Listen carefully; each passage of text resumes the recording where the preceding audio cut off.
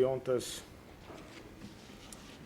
et selliseid mänge võita, et on vaja teatud kohad nagu ära visata. Ehk me viskasime tegelikult vabadelt positsioonidelt mööda, kui tegelikult meie juba dikteerisime mängu. Ja ütleme, niisugustes mängudes, kus siis kaalul on elu või surm, ehk enam ei ole nii, et taganen kuhugile või tagane, siis ütleme nii, et Tarvast vedasid 2 vanameistrit. Et siin ei olnud nagu midagi teha. Need vanameistrid vedasid selle meeskonna võidule ja minu meestel nagu see kogemus, ütleme, ikkagi puudub. Eks sinna see jäi, et oleks need poisid mul nüüd ära pannud, need 3, et sealt täiesti vabalt positsioonid, ma ei oska öelda, mis oleks siis saanud, eks ole. Aga igal juhul ma soovin Rakvere võistkonnale nagu palju õnne ja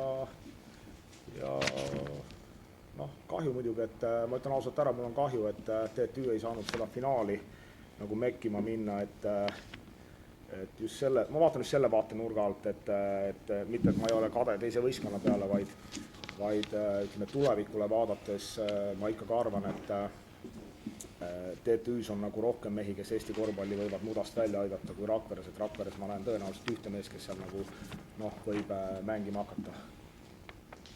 Ja spordis on üks võidab, üks kaotab ja seekord kaotas TTÜ, võitis Rakvere, et nii ta on.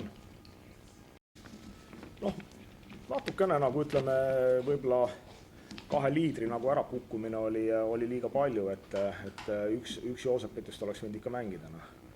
Et siis, kui oli juba põhimõtteliselt rong läinud, siis hakati nagu julgemalt mängima aga mis seal ikka, et tuleb jälle edasi teha ja edaspidiseid samme nagu vaadata. Ütleme, homme on veel üks sats hästi pettunud, ma võin öelda. Et tegelikult olid see aasta poolfinaalid hästi tulised ja ma peaks ütlema, et nii finaaliks valmistumine kui pronksiseeriaks valmistumine nõuab suurt eneseületamist.